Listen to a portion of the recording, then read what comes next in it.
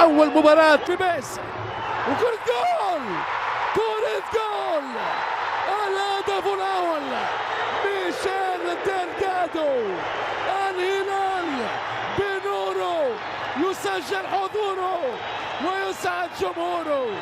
الزعيم الأزرق ما أجمل التسويق، رايع المايوف، خطيرة، جول، فعلا السفاح، فعلا السفاح، بغداد بونجاح، السد العالي هذه الليلة، السد هذه الليلة.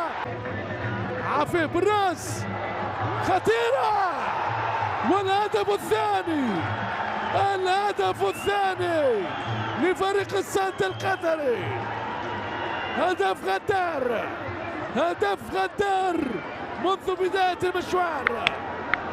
السد القطري لأول مرة في المباراة يأخذ الأسبقية. سالم الدوسري، جول، الهدف الثاني. الهلال بهمة الرجال يعدل النتيجة في الدقيقة 67. بغداد بونجاح، التسويق والهدف الثالث. غدارة، غدارة، غدارة.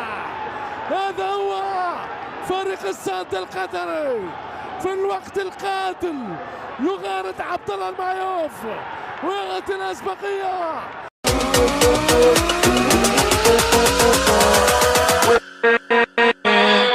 with